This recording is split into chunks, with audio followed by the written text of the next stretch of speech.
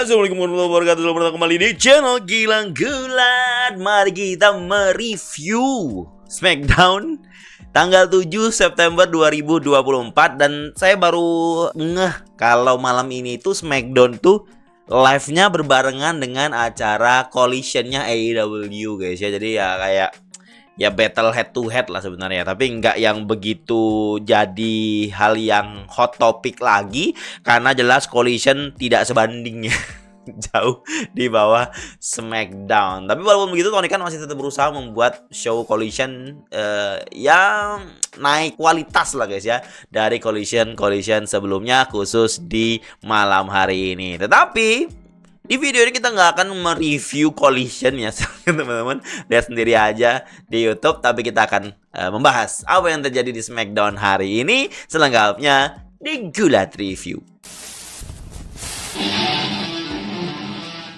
Opening kita kedatangan abangku Cody Rhodes ya, yang baru saja kelar lah dari Bash in Berlin melawan Kevin Owens. Dan Smackdown hari ini adalah jelas Smackdown after Bash in Berlin. Dan penantang Cody selanjutnya ya siapa lagi kalau bukan Solo Sikoa, the Tribal Chief kita guys. Enggak nih, Tribal Chief terserah dia sih. Dan sebelum itu Cody mengucapin selamat datang Bali untuk Michael Cole yang jadi komentator play-by-play lagi untuk Smackdown. Dan FYI, Smackdown hari ini adalah Smackdown terakhir di channel Fox guys ya untuk wilayah Amerika, karena minggu depan Smackdown akan langsung pindah ke USA Network dengan logo baru katanya guys. Dan juga pastinya episode dengan pertandingan yang digadang-gadang cukup besar. Lagi ngomong gitu Cody, sebelum saya diinterupsi katanya, mending saya panggil aja, saya undang saja penantang saya, si Bloodline. Keluarlah Bloodline guys ya, full tim di sini keluar. Penonton berteriak "We want Roman" ya setiap Solo keluar. Solo Sikoa jelas menuntut Cody untuk mempertaruhkan title-nya untuk melawan dia. Karena di SummerSlam kemarin dia bisa saja menang. Harusnya dia udah menang kalau bukan karena Roman Reigns katanya. Dan Cody menerima tantangan Solo Sikoa dan bilang match-nya terjadi minggu depan. Terus Cody melanjutkan gini. Dia menganggap kau katanya layak mendapatkan championship match. Tapi kau yang dimaksud Cody bukan Solo, tapi Jacob Fatu guys. Cody mengadu domba Jacob Fatu, enforcernya Solo, dengan menganggap Jacob Fatu pantas dapat title match. Apa nggak mengulang lagi cerita dulu guys ya, di mana Solo Sikoa sebagai enforcer Roman Reigns merasa dan menganggap suatu saat bisa jadi seorang tribal chief karena diadu domba oleh Cody juga kalau nggak salah guys. Bisa jadi terulang lagi. Tapi di sini Jacob Fatu masih mengabdi sama Solo. Walaupun dia sempat naik ke atas, tapi dia bilang I love you my tribal chief gitu. Ya udah turun lagi deh. Nggak jadi. Jacob Fatu cuma maju doang, disuruh Cody maju dia maju. Nah konyolnya disuruh Cody step up, dia step up guys. Lah kenapa Jacob Fatu maju disuruh Cody step up? Bukannya dia harus ikut sama tribal chief doang. Kenapa Cody nyuruh dia maju gitu loh? Atau ini hasrat dia juga pengen title match next time. Itu jadi hal yang menarik di sini kalau saya bilang. Dan Cody lanjut, ulah fala yang dipakai Solo Sikoa itu membuat dia Bloodline tuh ya ada di pusarannya. Dia itu adalah pusaran dari Bloodline, sentralnya Bloodline. Sementara Cody pegang WWE title ya, seluruh WWE itu sentralnya adalah Cody gitu. Dan Cody bilang mungkin nanti jempolmu akan membuat aku jatuh, tetapi tidak di minggu depan. Berarti Cody kayak ngasih kita petunjuk bisa jadi di suatu hari di masa depan Solo mungkin akan bisa mengalahkan Cody dalam suatu waktu guys. Nggak tahu guys ya, Cody hanya coba membuat Solo terlihat mengancam di sini. Terus Solo bilang saya tidak perlu menunggu minggu depan. Mau siap menghajar tuh empat-empatnya Bloodline untuk royok Cody. Tiba-tiba datang DIY dan Street Profits. Terus Nick Aldis datang meresmikan. Kayaknya memang sudah ditentukan ya sebelumnya ya, kalau akan ada match Bloodline melawan DIY dan Street Profits. Minggu kemarin si Solo yang ngomong lewat promosi vignette-nya. Nick Aldis seolah-olah menentukannya malam ini. Malam ini kalian akan bertanding 4 lawan 4. Terus Nick Aldis menekankan, ini yang menarik guys. Dia bilang gini, situasi di sebelumnya di mana Bloodline itu menginterupsi match solo sama Cody, Nick Aldis gak mau mentolerir hal tersebut terjadi lagi di match berikutnya besok di season premiere SmackDown. Apa dia bilang? Jadi matchnya Steel Cage match. Mantap guys kalau saya bilang.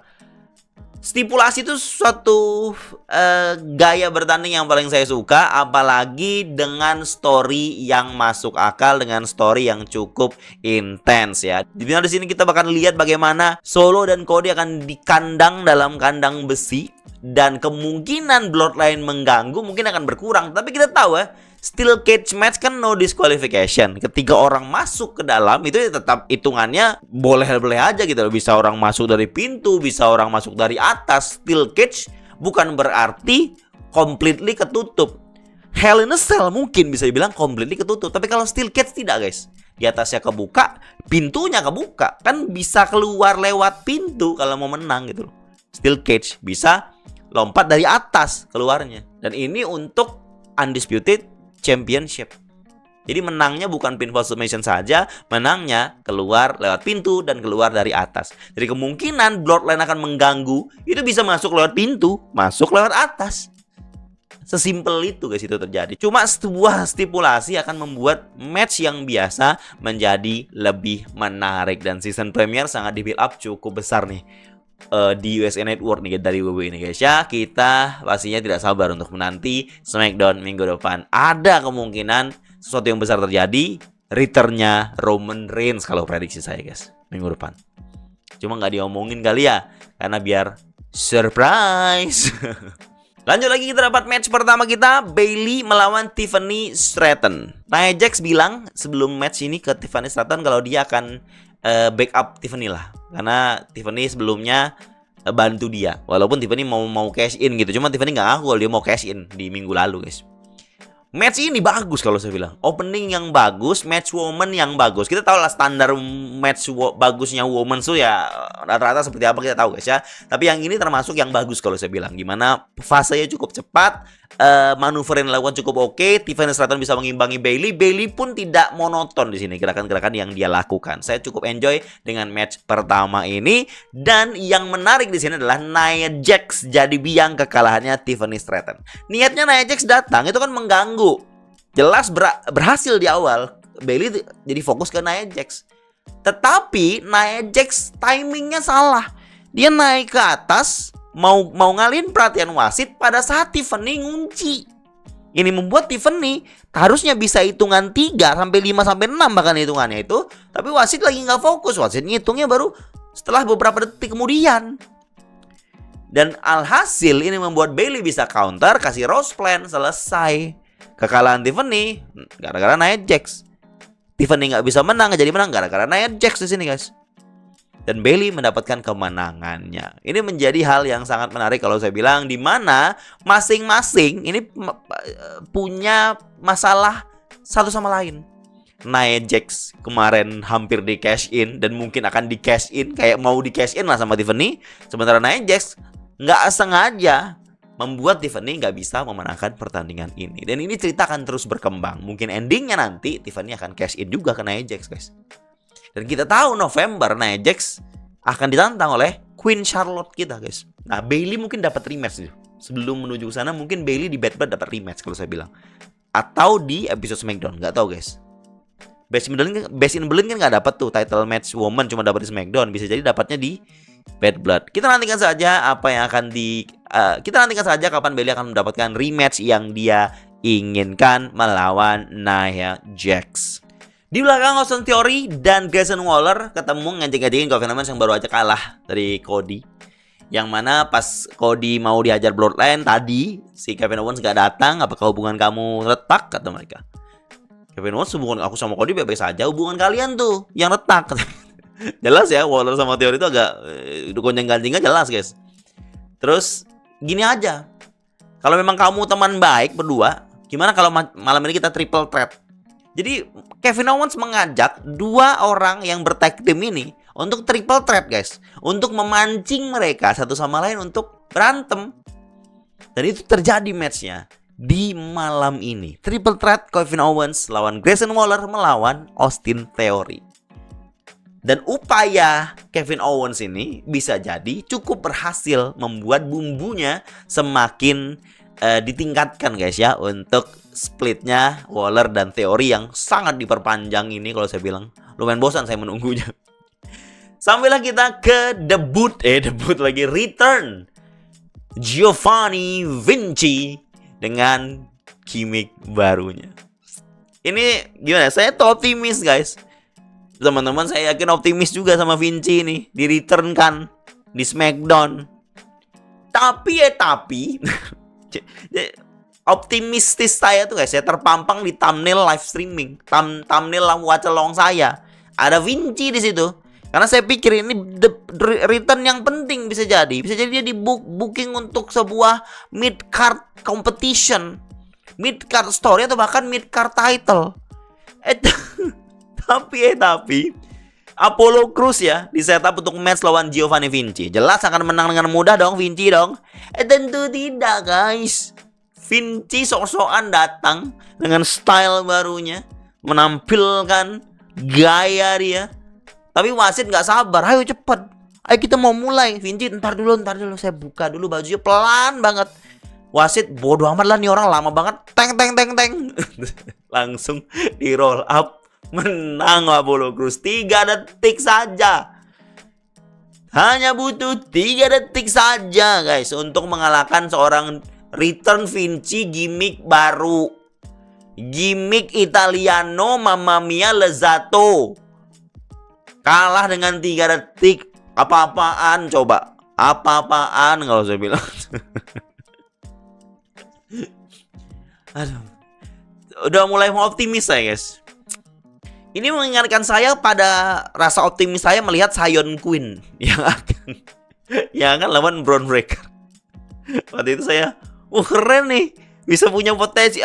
Langsung Spears langsung kalah. Saya kayaknya berhenti optimis guys sama seorang returner atau debutan guys. Adalah gitu aja.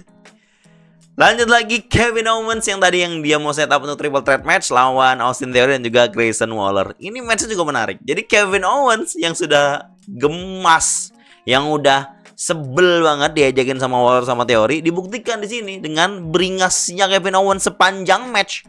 Dominasi dia sendirian loh, lawan orang berdua di sini. Walaupun ngomongnya triple threat, ini kayak two on one handicap tornado kayaknya. Bebas. Sempat ada meja yang pecah guys untuk Kevin Owens banting Grayson Waller. Adalah beberapa poin Grayson Waller kerja sama Theory, dan ada juga bagian bumbu-bumbu perpecahannya ketika Grayson Waller mencuri kuncian. Theory kesal, kenapa kau kunci? Ini aku yang barusan menghajar Kevin Owens. Tapi bisa berdamai mereka di situ setelah itu guys. Kevin Owens sangat meyakinkan menang, walaupun as soon as possible langsung dihajar Grayson Waller lagi. Tapi jelas WWE masih ngebooking seorang Kevin Owens sebagai top babyface di SmackDown guys. Seorang Waller sama Theory gampang aja didominasi sama dia di sini gitu. Dan memang tujuannya untuk mematangkan cerita splitnya Waller sama Theory. Walaupun di ending Waller Theory masih terlihat bersama dan solid karena mengajar Kevin Owens bersama-sama. Dan minggu depan Waller sama Theory itu di setup sebuah match. Jadi Waller sama Theory ngomong ke Adam Pearce, ngomong ke Nick Aldis, minta minggu depan tag team match di season premiere SmackDown. Waller Theory lawan Kevin Owens dengan partner pilihannya. Nah, ini bagian yang menariknya guys. Kita berharap episode premier di USA adalah sesuatu yang mengejutkan akan terjadi. Nah, dengan WWE memberikan kita partner Kevin Owens yang tanda tanya, expect sesuatu yang spesial guys ya kalau saya bilang. Tapi jangan terlalu berekspektasi. Takutnya kecewa yang keluar cuma roster Raw, apa jangan-jangan Sami Zayn, atau jangan-jangan orang dari roster SmackDown juga gitu. Tapi kita tuh patut berekspektasi sesuatu yang berbeda yang akan WWE kasih untuk menjadi partnernya Kevin Owens melawan Waller dan Theory di SmackDown minggu depan. Jelas SmackDown minggu depan adalah a can't miss show guys ya, jangan sampai melewatkan itu semua. Lanjut lagi build up US title match. Kita tahu LA Knight sudah defend 2 kali berturut-turut ya guys ya. Lawan Escobar dia menang, lawan Ludwig dia menang di Berlin kemarin. Dan hari ini dia siap mendapat penantang baru. Ternyata ketika dia ngomong, yang keluar itu Carmelo Hayes. Kita tahu Carmelo sama Andrade 2-2 belum selesai dan dibahas di sini. Carmelo ngerasa, ini baru Carmelo yang keluar, ngerasa dia pantas dapat US title. Kan selama ini Carmelo lagi sibuk sama Andrade. Sebelumnya kan Carmelo ngejekin LA Knight terus. Sekarang dia fokus lagi nih ke LA Knight, ngincar title tersebut. Andrade keluar dong, ngerasa aku yang lebih pantas. Terus mereka tekankan mereka sama-sama mengalahkan 2 kali. Walaupun Carmelo menganggap Andrade sudah kalah 2 kali berturut-turut. Walaupun skornya Andrade juga 2 sebenarnya. LA Knight gak peduli siapa dari kalian yang mau lawan saya, ya kalian bertanding lah. Siapa yang terbaik dari kalian akan lawan saya, akan saya kalahkan. Intinya gitu. Sempat Andrade dorong Hayes kena LA Knight kasih BFT ke Andrade.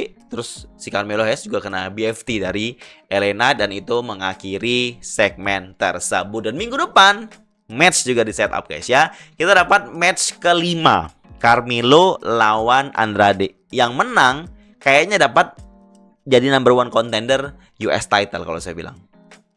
Saya nggak nyimak apa yang disebut komentator, kayaknya iya. Dan hal yang saya notice di sini, kita kan beranggapan mereka ini bertanding best of 5 series, guys. Best of 5 dong. Tapi WWE nggak ngebooking atau nggak nyebut ini sebagai best of 5. WWE hanya menyebut part 5.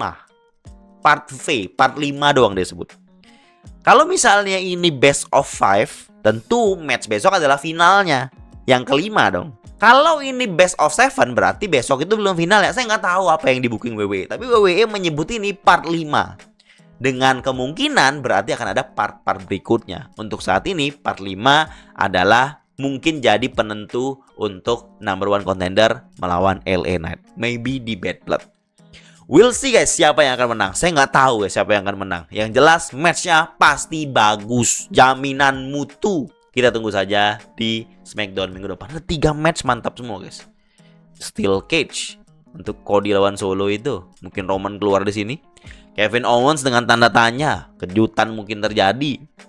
Sama ini match pasti keren ini guys. Melo Andrade. Ngeri SmackDown minggu depan bro.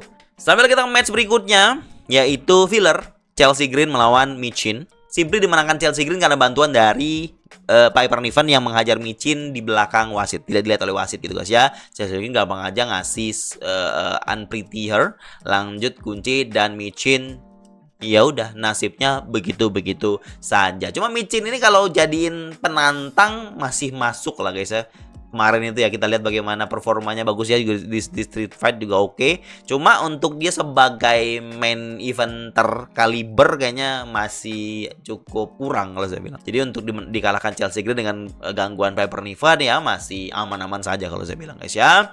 Sampai kita masuk ke main event kita hari ini yang sudah ditentukan oleh Nick Aldis, yaitu Bloodline 4 orang, Solo, Jacob Fatu, Tama Tonga, Tongaloa, Butch Caringe melawan DIY, Johnny Gargano, Tommaso Ciampa, dan Street Profits, Montez Ford, Angelo Dawkins. Ini jelas momentum untuk menguatkan Bloodline. Cuma bookingan yang kita dapat, cerita yang kita dapat di sini, mereka bertanding oke, mantap, tidak ngantuk. Saya enjoy bagaimana kualitas yang diberikan performance masing-masing pegulat guys ya. Termasuk Tongaloa yang zero botch hari ini guys. Zero botch, lumayan oke. Dia kayak membuktikan kalau dia kemarin itu masih gugup aja. Sekarang sudah mulai yakin guys ya dengan apa yang dia lakukan. Dan ceritanya adalah harus Jacob Fatu yang ngelesain semuanya. Harus dia. Tetap WWE ngebooking Jacob Fatu lah yang paling terkuat, yang paling eksplosif, yang menentukan jalan match ini, yang mengakhiri match ini. Jadi sebelum ending, Jacob Fatu kuasain semuanya. Kena semua diserang Jacob Fatu. Manuver-manuver eksplosifnya diliatin.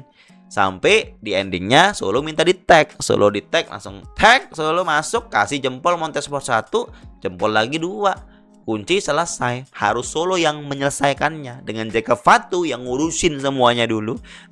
Solo tinggal datang dan finisher dan kunci gitu doang. Solo mempergunakan Jacob Fatu dengan sangat maksimal sesuai potensinya. Tapi ini jelas jadi bumerang bagi Solo karena dia nggak bisa apa-apa tanpa Jacob Fatu. Nah, gimana tuh nasib Solo nanti minggu depan? Bakal jadi apa dia sama Cody doang kalau nggak ada Jacob Fatu? Saya yakin Jacob Fatu akan masuk ke dalam kandang itu nantinya di Steel Cage.